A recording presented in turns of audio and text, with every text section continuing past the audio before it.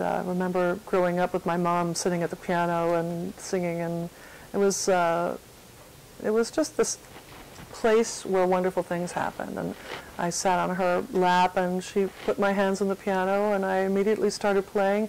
And even though she was the pianist in the family, my father taught me how to write songs by doing a really cute little game on the piano when I was about 4 years old. And he would say, "Once upon a time there were some children playing," and he would run his fingers across the piano and go, "Dum, dum, dum, dum, dum, dum." And then suddenly there was thunder, boom, and then there was little raindrops, and the children ran away, but then the rain stopped and there was a beautiful rainbow, and little butterflies came out, and that was the most wonderful, silly lesson of how to write a song. And so that was, lots of creative things happened as a result of that big upright piano in our Chicago 3-4 walk-up.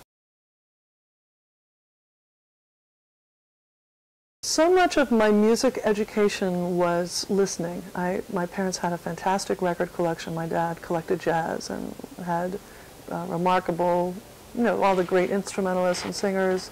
My mom was an avid classical and musical theater, traditional standard lover. And then, of course, my sister and I also fell in love with some of the pop singer-songwriters of the time. So we always had that as a lot to learn from.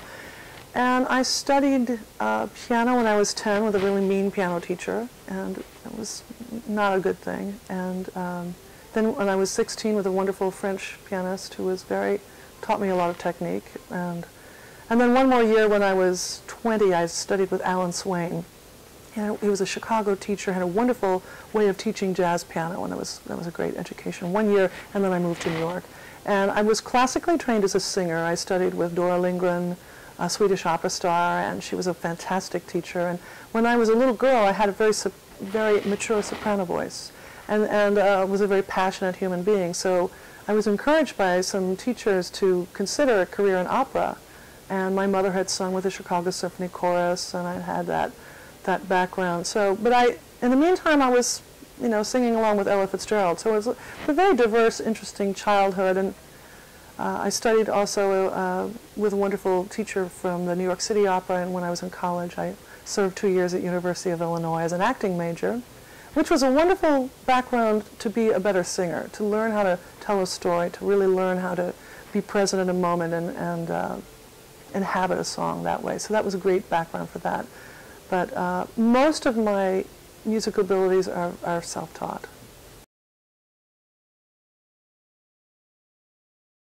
Yes, I do. It wasn't a particularly exciting gig, but I was at University of Illinois, and there was the top of the Holiday Inn. It was one of those round rooms with it circled the city of Champaign-Urbana, and I was asked to do a set or two there, and I sat at the piano and did the standards I knew, and probably made up a few funny things, and then that wasn't really a gig. My first gig was this appalling place called George's House of Steel, owned by a mafia guy who was later shot in a gang fight, and I was asked not to come to work.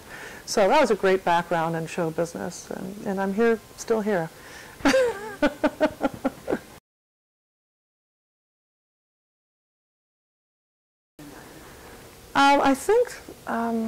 I think one of the first favorite albums that I heard as a kid was Ella live in Berlin, and I loved Ella singing live. There was just something so joyful about her, and she sounded like my friend, and something very childlike about her glee, her enthusiasm. So I remember my father scat singing along to Ella, and then I started scat singing around the age of 3. So that's kind of when I was lucky enough to be exposed to that kind of brilliance. And my dad played a lot of Miles Davis and Herbie Mann, and I would just sing along to all these great records. But the Ella live in Berlin, I think, was the one that first caught my attention.